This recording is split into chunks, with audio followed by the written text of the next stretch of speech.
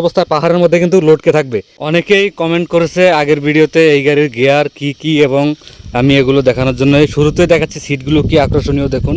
গাড়িটার মোটর হচ্ছে যে 2500 ওয়াট। আগের গাড়ির মোটরের ওয়াট ছিল 1000। ইতিমধ্যে চীনে বিদ্যুৎ চালিত ট্রেন, বিমান এবং গাড়ি তারা বের করে ফেলেছে। তো এটা চীনের তৈরি। বাংলাদেশে অনেক আকিস কোম্পানি অনেক গাড়ি তৈরি করেছে। এই গাড়িটার পাওয়ার অনেক মানে 10 জন 12 জন নিয়ে পাহাড় উঠে যাবে। এই যে দেখতে পাচ্ছেন অনেকে গিয়ার সিস্টেম জানতে চেয়েছে, তার আগে আমি একটি জিনিস দেখাচ্ছি। এই যে 6-7 সেকেন্ড পরে লাইন আসে, তার মানে এই গাড়িটা যদি সুইচ অন থাকে এমন অবস্থায় পাহাড়ের মধ্যে কিন্তু লটকে থাকবে। গাড়িটা পিছের দিকে দৌড় দেবে না, মানে ঢালে নামবে না, এমন ক্যাপাসিটি আছে এই গাড়িটার।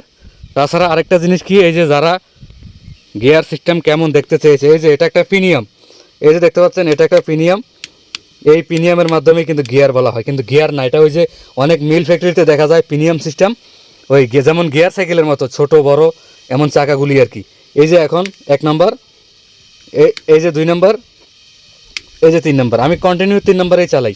তো যারা কন্টিনিউ করেছেন আমার সাথে গিয়ারের অটো বলেছি, অনেকে বাজে কমেন্ট করেছেন, সেটার জন্য কোনো সমস্যা নেই। গাড়িটা আমি তৈরি করিনি দাদা, চীনে বের করেছে, আমরা চালাচ্ছি। দুটো ডাল ভাত খাওয়ার উদ্দেশ্যে রাস্তায় বের হই।